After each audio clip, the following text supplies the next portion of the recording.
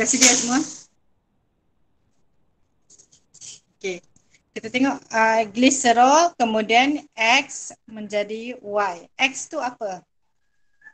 Asid lemak. Okey, good. Itu adalah asid lemak. Saya tulis ke cikgu 3 molekul asid lemak. Tak perlu. Okay, sebab dia satu markas saja. Nanti kita akan masukkan dekat penerangan. Okay, kemudian Y tu apa? Trigliserida. Okay, good. Triglycerida. Okay, kemudian terangkan pembentukan molekul Y. Okay, kalau kita tengok kat sini, dia mengeluarkan air. So, jadi daripada sini, gliserol tambah 3 asid lemak, dia akan menjadi triglycerida dan membebaskan air. Itu adalah jenis apa? Kondensasi. Okay, good. Kalau membebaskan air itu adalah kondensasi. Kalau dia menggunakan air itu adalah hidrolisis. Bagus. So, jadi terangkan pembentukan molekul Y mesti ada perkataan kondensasi. Okay, kemudian mesti ada kondensasi membabitkan apa? Tiga molekul asid lemak. Yes. Glycerol. Bukan. Kondensasi membabitkan apa? Macam mana kita dah tahu dia kondensasi? Penyingkiran air. Satu molekul Yes. air. Penyingkiran Satu molekul molekul air. Kamu nak nyatakan 3 molekul air lagi bagus. Okey, kemudian apa lagi poin dia yang ketiga? air. Macam mana kita tahu dia apa tu? Kondensasi. Haba Selain apa dia? Haba Apa dia? Dia daripada molekul apa?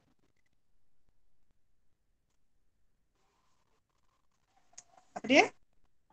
Molekul apa? Daripada 3 molekul asid lemak. lemak. Okey, so daripada molekul yang kecil dia menjadi molekul yang besar, itu adalah kondensasi. Daripada molekul besar menjadi molekul yang kecil-kecil, itu adalah hidrolisis. Okey, boleh faham? So, macam mana nak penyusunan ayat dia?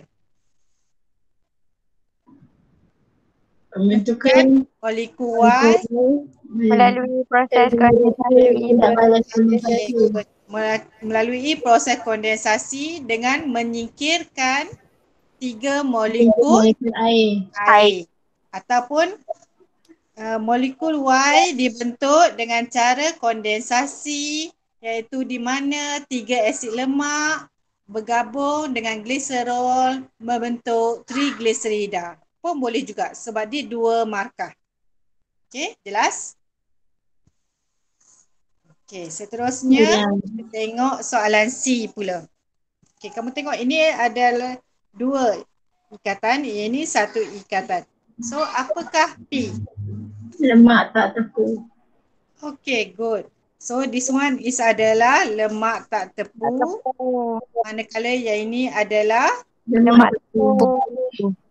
okay, so sekarang ini kalau kamu tengok sejak tahun SPM 2-3 tahun yang kebelakangan ini, dia dah buat 2 perbezaan tu dalam bentuk kotak. Jadi kita lebih senang kat sini. Tapi masalahnya dia biarkan kosong kat sini dan makannya 2. Maka dinyatakan 2 perbezaan. Okay, untuk senangkan kamu bahagikan dia siap-siap kepada 2. Okay, supaya kita yang pertama tu cerita tentang yang pertama sahaja. Yang kedua cerita tentang yang kedua. Okay, yang pertama apa dia? Lemak tak tepu. Okay, lemak tepu, lemak tak tepu. Okay. Kemudian kalau lemak tak tepu, apa sifat dia? Cecair dalam suhu bilik. Dalam suhu bilik. Cecair dalam suhu bilik. Okey, manakala lemak tepu pepejal. Pekerjaan. Okey, kemudian satu lagi yang kita boleh tengok kat sini. Apa dia? Ikatan yang ada dua. Yes, good. Dia ada ikatan ganda dua, manakala satu lagi tiada ataupun Tiada ikan ikatan tunggal. tunggal pun boleh juga. Okey, kalau lemak tak tepu, kadar kolesterol dia tinggi ke rendah?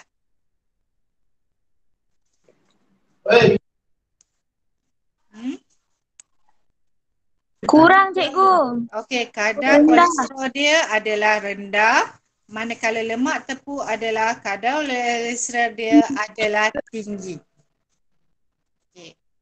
Kemudian kita tengok rajah 2 poin. Cikgu. Ya. Yang apa bilangan hidrogen boleh tak? Bilangan hidrogen, boleh? Ah, Okey, so kamu boleh cakap apa dia, Afiq? bilangan hidrogen tu tinggi Macam ni?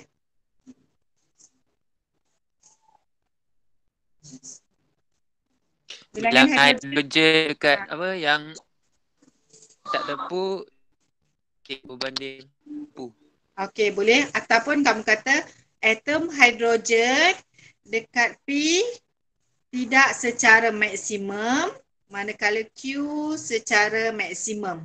Pun boleh juga. Ataupun lebih banyak ataupun kurang. Okey, boleh? Okey, seterusnya. Dia kata rajah 2.3 menunjukkan satu keratan manjang bagi Valence. Okey, tandakan huruf X pada penyerapan lipid. Lipid. Okey, lipid dia larut lemak ke larut air? Larut Lemak. Larut lemak. lemak. Lemak, larut lemak. Begitu juga dengan vitamin A, D, E, K. Kalau larut lemak, dia masuk ikut mana? Lactose. Okey, good. Dekat laktil. Ini tengah-tengah ni kita panggil sebagai laktil. Lepas tu. Okey. Kemudian yang ini kita panggil sebagai kapilari darah. Yang ini kita panggil sebagai laktil. Kapilari darah untuk meresap yang larut air. Laktil pula adalah yang larut lemak. Okey. So dia suruh labelkan dengan huruf X. Jadi labelkan kat sini.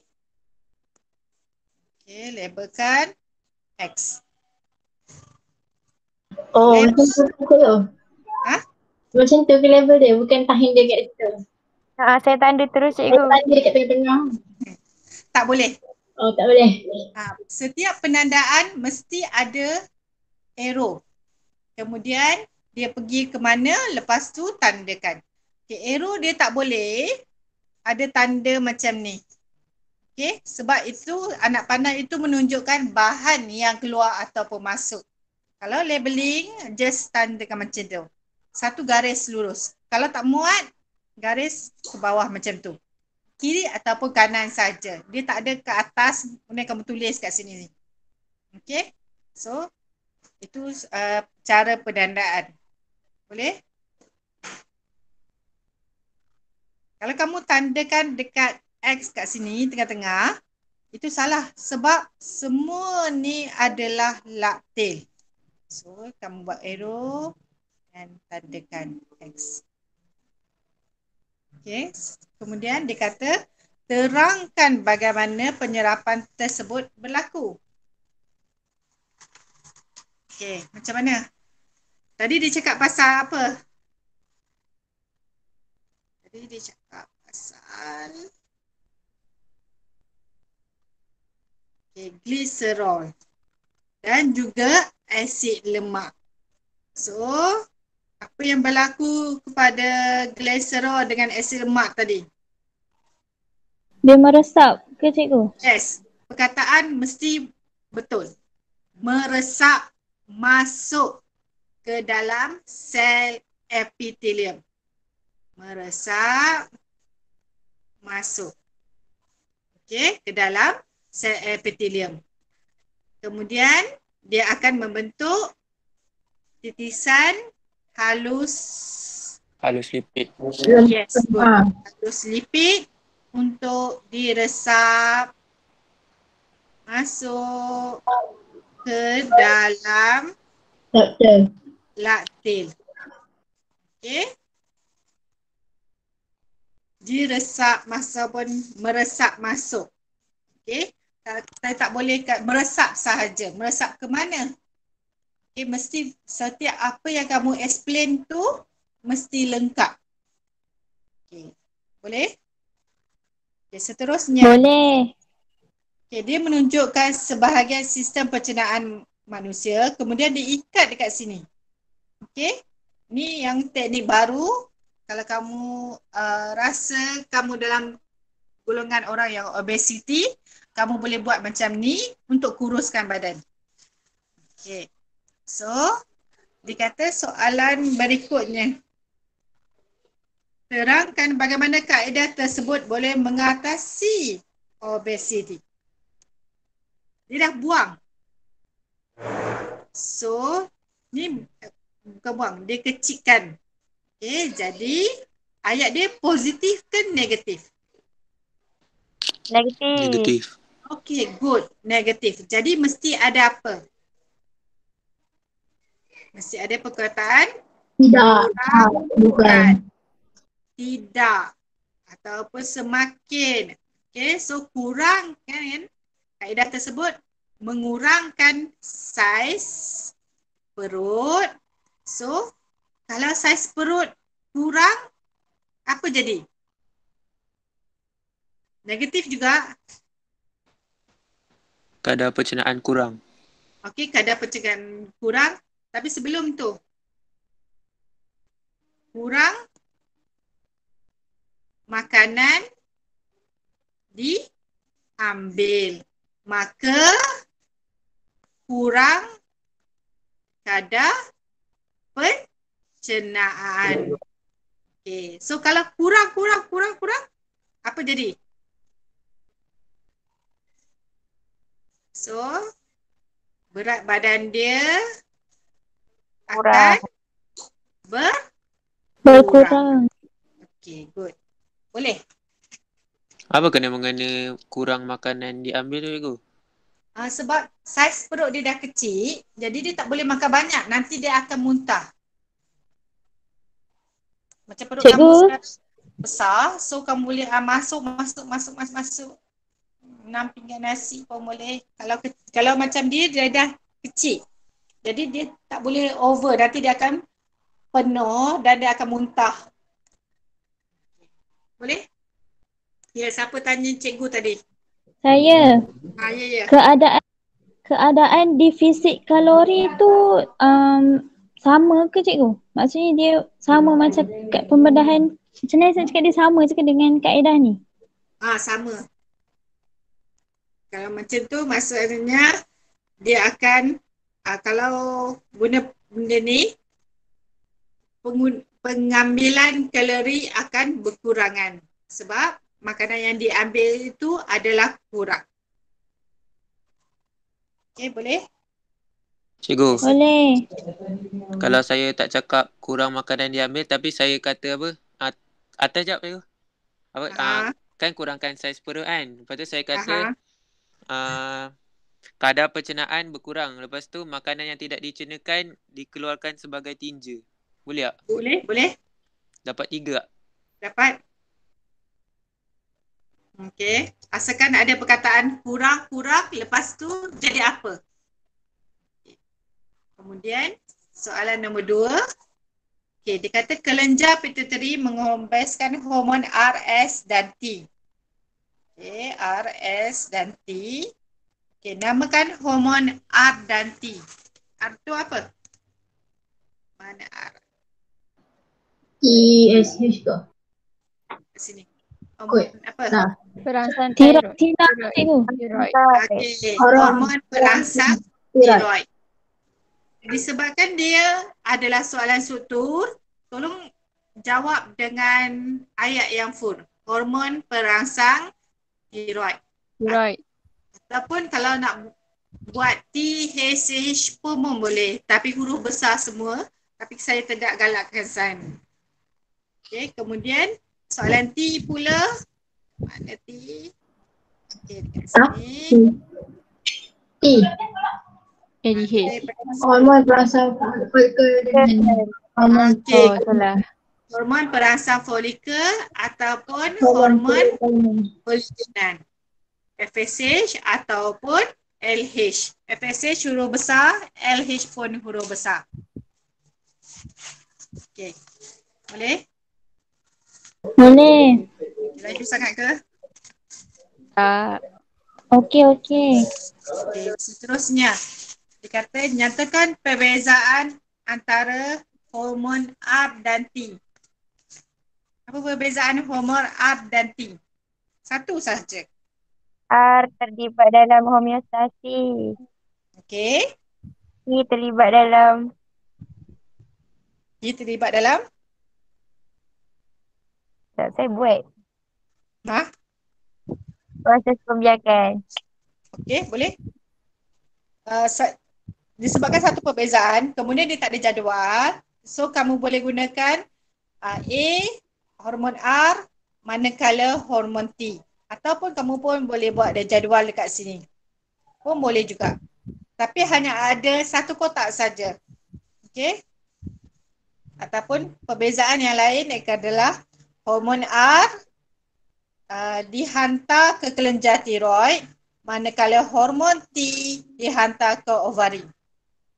Ya, ataupun hormon R merangsang perembesan hormon tiroksina, manakala hormon T merangsang perkembangan folikel. Okay, jelas? Jelas. Okay, seterusnya soalan B. Dia kata, mengapakah kelenjar pituitari dianggap sebagai kelenjar utama? Kenapa? Sebab dia bertindak balas. Cara langsung. Dia hormon kan ada hormon merangsang. Dia ada Bertindak secara langsung. merangsang hormon. Salah. Okey, kemudian hormon apa lagi?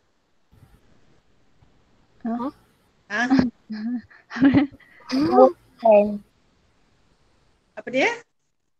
Hari tu siapa buat presentation? Siapa?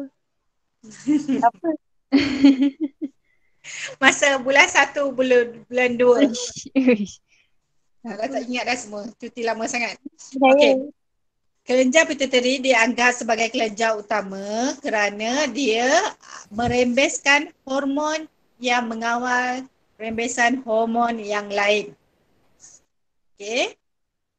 Cikgu, Ya, satu markah je jadi satu je. Apa dia? kalau ayat saya, ini kerana ia mengatur fungsi kelenjar atau sistem hormon yang lain. Macam mana? Tak dengar. Ini kerana kelenjar pituitari mengatur fungsi kelenjar atau sistem hormon lain. Okey, boleh? Ataupun dia merembeskan sebilangan hormon untuk pergi kepada organ sasaran. Pun boleh juga. Siapa ada? Kalau Ya. saya buat kerana kelenjar pituitari merembes kebanyakan hormon perangsang supaya proses fisiologi dapat dijalankan. Macam mana? Tak dengar. Kelenjar pituitari merembes kebanyakan hormon perangsang supaya proses fisiologi dapat dijalankan. Okey, boleh? Okey, siapa lagi? Sebelum saya terlupa, kejap ya. Saya post dekat chat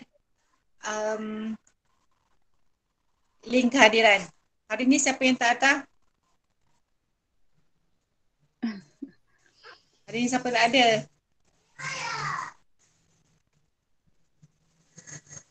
Hari ni 19 orang. Sufi siapa tak ada? Semua ada. Okay, good. Sign?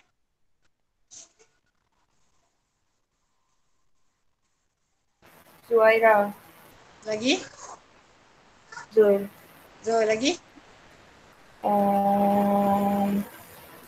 Tu je rasanya. Midat dia? Midat. Sorry Gila. Okay. Okay, seterusnya. Nanti jangan lupa dekat chat ada link. Tolong key in ke hadir. Okay, seterusnya seorang lelaki menderita penyakit K disebabkan oleh kelenjar pituitari kurang merembeskan hormon S. Kita tengok hormon S. Nasrul, itu link kehadiran. Okay, so hormon S daripada sini. Okay, so apa dia? Antidiuresis. Okay, good. Apa penyakit dia? Diabetes insipidus. Yes. Okay, diabetes insipidus. Kalau diabetes mellitus, okay, mellitus itu tentang kencing manis. Kalau diabetes insipidus masih lagi berkaitan tentang kencing, tetapi kencing ini adalah dalam keadaan yang terlalu banyak. Menyebabkan apa yang jadi? Kurang air dalam badan. Yes. Okay. Maka dia negatif kan? Dia kurang. So ayat kita mesti ada negative statement. Okay. So terangkan penyakit tersebut. Dia adalah disebabkan oleh penghasilan air kencing yang dalam kuantiti yang banyak menyebabkan air kencing banyak menyebabkan apa jadi? Kurang air dalam badan. Badan akan kehilangan ataupun kurang air dalam badan. Boleh? Boleh.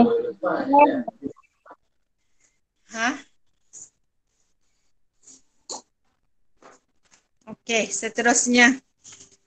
Soalan D pula. Okey. Berdasarkan Rajam 4.2. Okey. Terangkan tindakan X dalam mengawal atur suhu badan pada situasi tersebut. So, apa situasi yang berlaku? Rambut tegak. Okey, rambut dia tegak. Kalau rambut tegak, apa jadi? Sejuk. Haba tak keluar. Ya. Kurang haba. Mula-mula. Kejap. Salah. Lama, kenapa tak boleh padam? Okey. Apa dia? Rambut menegak. Okey. Kemudian menyebabkan apa dia? Kurang haba. Hilang. Terbebas. Okey, apa jadi? Suhu badan. Ya, sebab dia kan ni hemostasis. Ingat lagi tak apa yang saya kata? Last kali mesti apa? Normal. Yes, good. So, suhu badan akan kembali normal. Okay. Cikgu. So, hemostasis dia mesti ada kembali normal. Yes.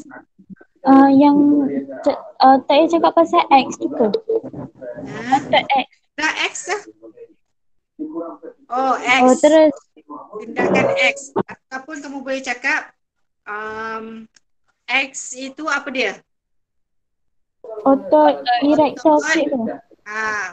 Otot mengecut menyebabkan rambut tegak. menegak.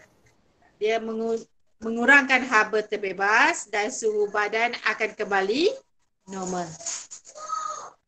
Okey. Seterusnya, terangkan kepentingan kulit selain daripada mengawal atur suhu badan. Kulit badan, apa dia? Tahanan. Yes, good. Dia sebagai Tahanan. barisan Pertama. pertahanan pertama. Okey, kita ada barisan pertahanan pertama, kedua dan ketiga. Pertama, kedua dan ketiga. Okey, so kulit itu adalah sebagai barisan pertahanan yang pertama. Tujuan dia untuk apa? Menghalang kemasukan mikroorganisma. Okey, good. Untuk menghalang kemasukan mikroorganisma ataupun patogen ke dalam badan. Okey, boleh? Selain daripada itu, dia boleh buat apa juga kulit? Untuk mencegah jangkitan penyakit ataupun singkirkan urea, kemudian sebagai organ perkumuhan. Okey? Boleh? Boleh. Alright. Boleh.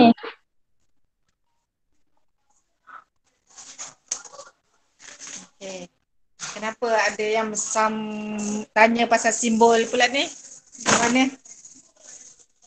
Okay, seterusnya Tak soalan tahu nombor dia.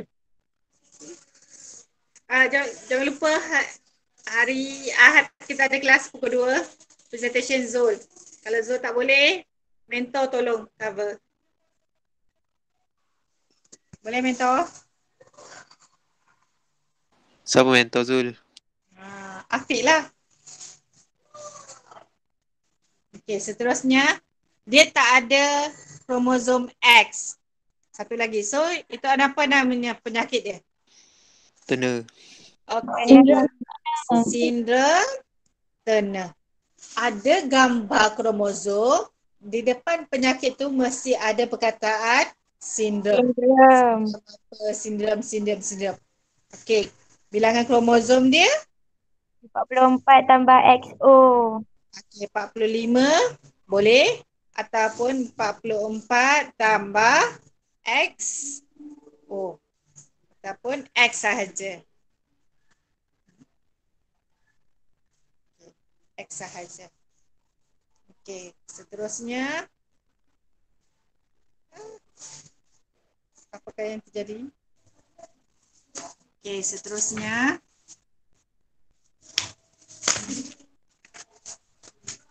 soalan B1.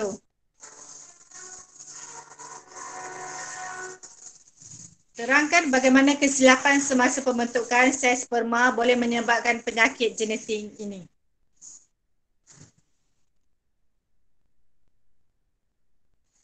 Okey, macam mana? Dia adalah ayat statement negatif. So, apa kita buat? Dia tidak terpisah. Yes. Masa bila? Masa anafasa. Masa anafasa ataupun boleh juga cakap pada meiosis. Okey. Kemudian ataupun anafasa pun boleh. Okay, so apa yang kita buat? Terangkan bagaimana kesilapan. Macam mana?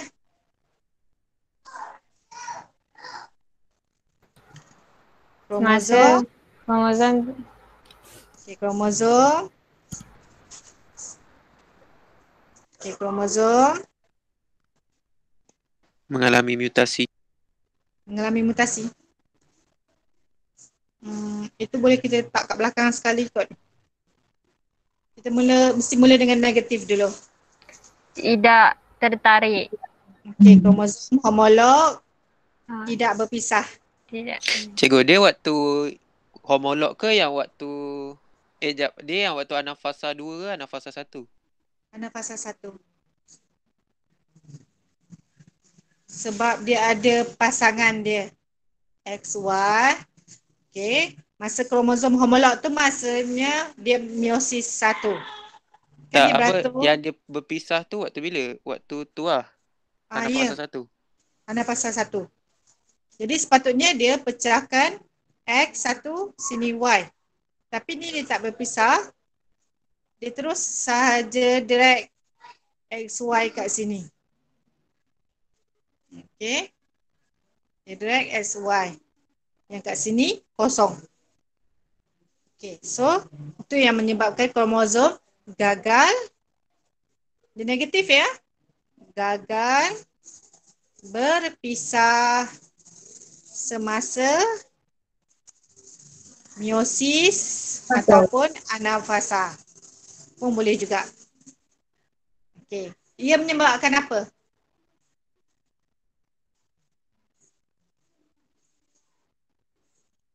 Menyebabkan apa? Sperma. Sebab dia cakap pasal sperma. Okey, sperma Mempunyai tanpa bilangan kromosom yang tak cukup. bilangan kromosom yang tidak mencukupi. Okey, tak cukup ataupun tiada kromosom seks. Okey, menyebabkan apa? Boleh menyebabkan apa? Mutasi kromosom. Mutasi kromosom. Menyebabkan mutasi kromosom. Ataupun menyebabkan kurang bilangan kromosom. Okay. Boleh? Kalau yang mutasi tu awal apa jadi cikgu? Boleh, tapi tak cantik penyusunan dia. Oh tapi Dia maka umpama 3 juga ah. Maka 3, tapi cuba kamu cerita, kamu kan nak jadi doktor. Tiba-tiba cerita kat orang, kamu akan mati disebabkan oleh apa-apa. Lebih baik kita, pakcik sebenarnya kamu sakit apa. Dan akhirnya akan menyebabkan mati. Lagi sedap cerita. Boleh faham? Boleh. Okay, good. So, seterusnya cadangkan 2 faktor persekitaran yang boleh menyebabkan penyakit genetik. Penyakit genetik ni apa? Macam mutasi lah ataupun sindrom ataupun albino dan sebagainya. Apakah 2 faktor persekitaran yang boleh menyebabkan penyakit UV ray. Okey, sinaran. Jangan tulis sinaran saja. Mesti lengkap. Okey, sinaran X, sinaran UV. Okey, UV tu apa nama penuh? Atra ungu. Okey, ultra ungu. Sinaran gamma. Lagi? Alfa. Okey, alfa. Kemudian bahan-bahan lain seperti tar, nikotin. Karbon boleh? Karbon boleh. Benzina. Cikgu, Ya. boleh buat banyak-banyak sinaran ke? Tapi dia kan nak 2. Lepas tu satu sinaran tu dikira 2 ke? Ya. Oh, okay. Misalkan 2. Okey, kemudian boleh juga tulis pesticide. Tolong jangan bagi lebih ya. Sebab kalau salah, nanti dia penalti kamu. Okey, kemudian pesticide tu apa? Racun perosak. Okey, good, racun perosak. Kemudian natrium nitrat ataupun nitrosomania. Okey, natrium nitrat dengan nitrosomania ni ada pada food coloring. Okay. So next.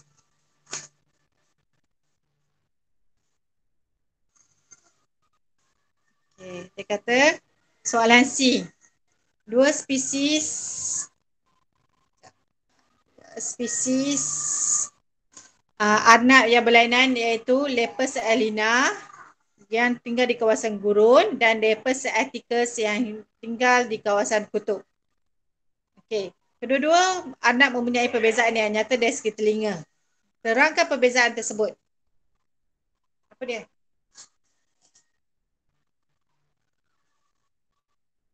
Kenapa telinga lepus ni panjang? Panjang.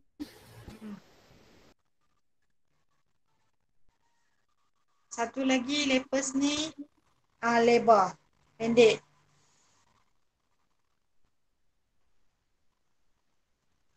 Okey, terangkan perbezaan. Telinga dia panjang.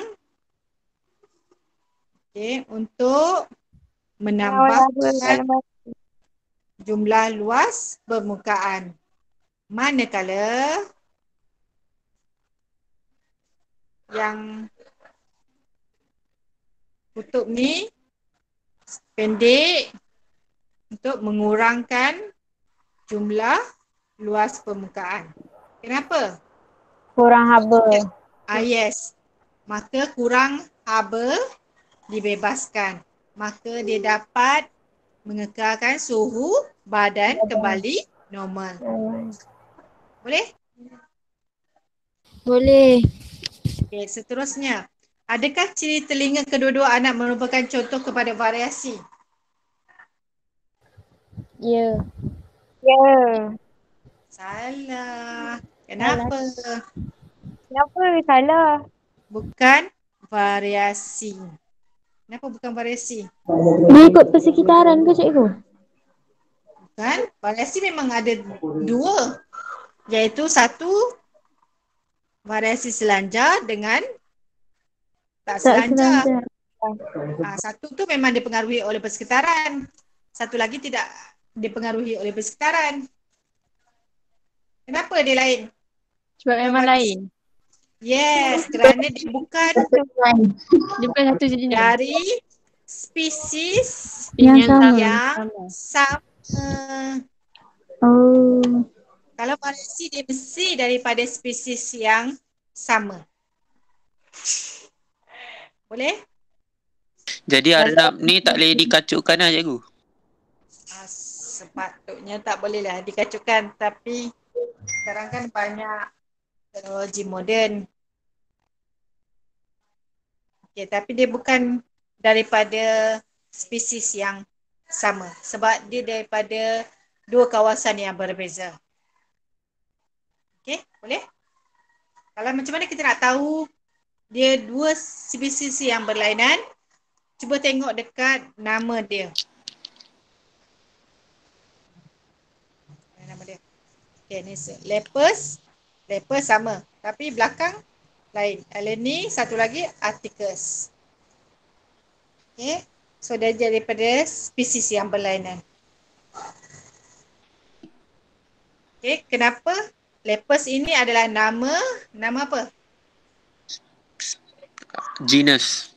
Okay, good. Genus. Manakala Alani ataupun Atticus ni adalah nama spesies.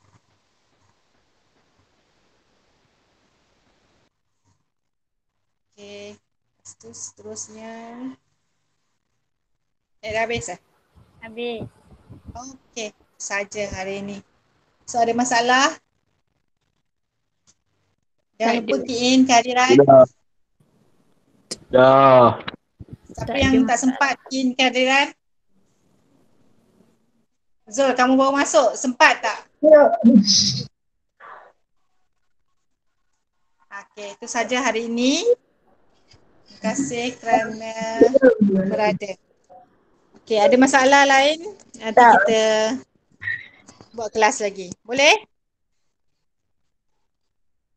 Boleh. Boleh. Saya fikir cikgu. Ya. Yang tadi awak satunya panjang yang pendek tu. Lepas tu cikgu cakap apa yang haba dia tu tadi? Oh, telinga panjang untuk menambahkan jumlah luas permukaan. Manakala telinga bagi lepers articles adalah pendek untuk mengurangkan jumlah luas permukaan. Tu je.